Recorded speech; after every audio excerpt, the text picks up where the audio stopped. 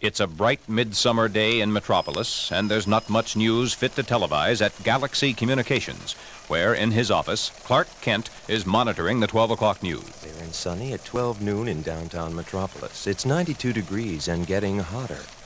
Lois Lane, ace reporter for Galaxy Communications, opens Clark's door and looks in. Clark, I'm off for lunch. Enjoy it, Lois. I think I'm going to take a nap. Lois Lane leaves, and Clark lies back in his chair, only to be rudely awakened by... Galaxy, Clark Kent here. Dr. Tripper speaking of the Void Observatory. Yes, Dr. Tripper. What can I do for you? Well, it seems, Mr. Kent, my telescope is picking up a strange sort of, well, what I can only describe as an electrical storm, which is which is approaching the Earth rapidly. I thought the news media should be advised.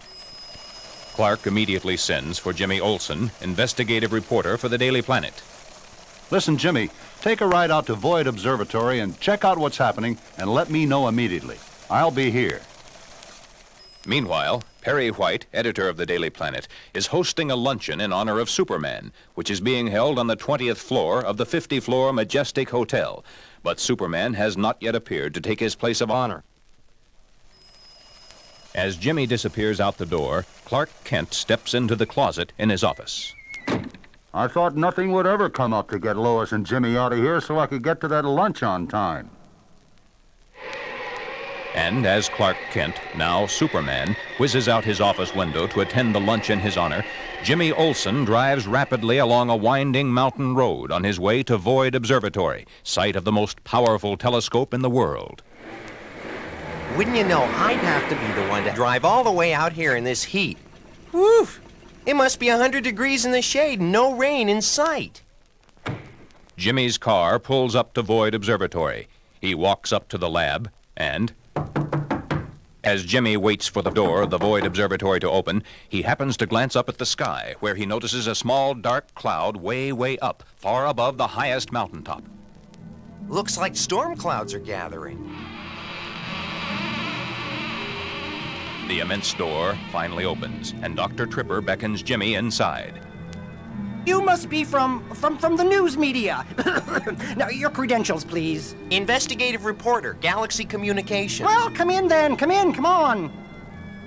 Jimmy steps inside the room and is immediately taken aback by the sight of the gigantic telescope which occupies the whole observatory.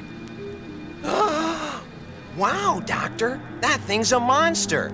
You ought to be able to see a storm coming up 1,000,000 miles away. Yes, we can. And there is a storm coming up. But I've never sighted anything like this one before. Here, let me explain this. Meanwhile, back in Metropolis, Lois Lane sits at the counter of the Greenall drugstore where she's finishing her lunch. A pineapple ice cream soda. And at the Majestic... And so, Superman, although absolutely nothing has happened to disturb the citizens of Metropolis for some time now, and no one has needed your services, we want you to know we greatly appreciate all that you've done for us in the past. As Perry presents Superman with a plaque from the Daily Planet, one of the guests looks out the window. Hey, what's that? What's going on here? It's hailing! It's hailing silver bullets.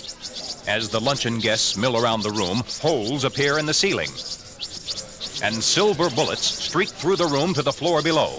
Panic. Help, Superman! Help! Help! Now, I'd better go pick up Lois at Galaxy and get out to Void Observatory fast. At the same time, caught outside in the street on her way back to work, Lois Lane dodges silver bullets. She runs toward the empty Galaxy offices and rushes into Clark Kent's office, Clark? where she finds only a television set going.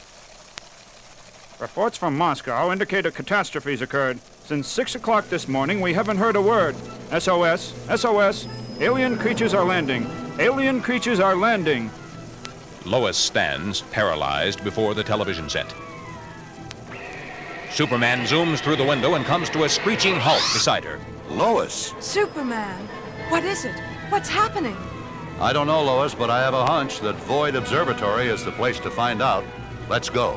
But Superman, where's Clark? I left him right here at his desk. We'll have to look for Clark later. No time now. And Superman and Lois are on their way to the observatory, where So you see, Jimmy, we have been in constant radio communication with particles of what seem to be an electrical storm. But we have had no way of interpreting the signals we've been receiving. Now, our next step... Wait a minute, Dr. Tripper. Look! It's raining silver bullets! Oh, what's going on? They seem to be evaporating everything in their path. Oh, good grief. I'm sure that... Well, I hope they're friendly. Superman and Lois Lane appear through the open roof of the observatory and drop to the floor beside Jimmy and Dr. Tripper. Superman, Superman, thank goodness you've come. But what are we going to do? I'm sure these alien creatures are friendly, but they're unwittingly destroying us, and we have no way of communicating with them. Superman, you've got to do something. If we can't talk to them, then we must communicate without words. ESP, thought transference. It's the only way. Everyone, concentrate. With all the superhuman power at his disposal, Superman sets his great mind in gear to send out a message to these alien creatures who, in landing on the planet Earth, can only, albeit unintentionally, destroy it. Haltingly, Superman speaks. They say they've had to leave their planet Zoink.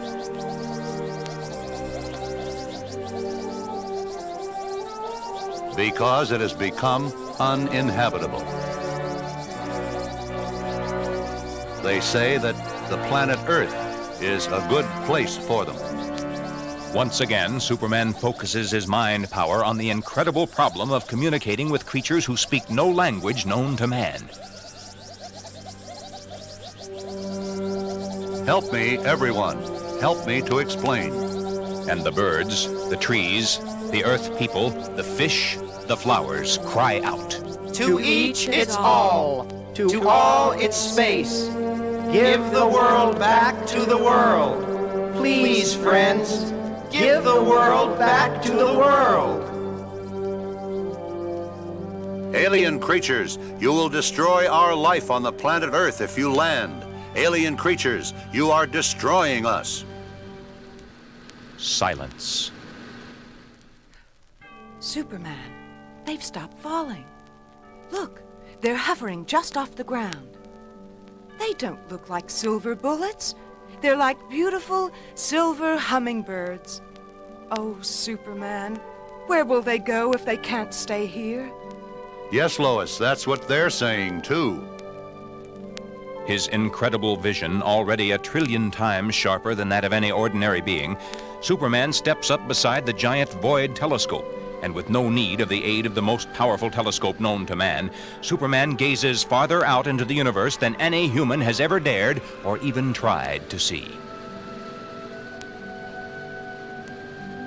Yes. Aha, there it is. A planet in the exact same orbital relationship to its sun as Zoink and the Earth are to their suns, but in an entirely different solar system, of course, from ours and theirs. Our radio waves have confused these little creatures and thrown them off their course. Once again, Superman concentrates. Like a laser, his mind beams the exact course they must take to the silver creatures who wait shivering just a foot above the Earth's surface. Then, like a plague of locusts, the alien creatures rise up into the sky, up until they become once again a tiny, tiny dark cloud above the highest mountaintop, and then, finally, can be seen no more. You did it, Superman. You saved us. And you saved them, too. Once again, we have you to thank, Superman, for saving the world from total destruction. Oh, my goodness. Clark, we've got to get back to Metropolis and find him. All right, Lois, you drive back with Jimmy. I'll scout around and see if I can catch sight of him. Back at Galaxy Communications a few hours later. Clark, thank goodness you're all right. I was so worried. Where have you been? Well, actually, Lois, I was under the desk when you and Superman were here, but I was too terrified of getting hit by a silver bullet to come out and let you know I was here. What happened? I sure wish it would rain.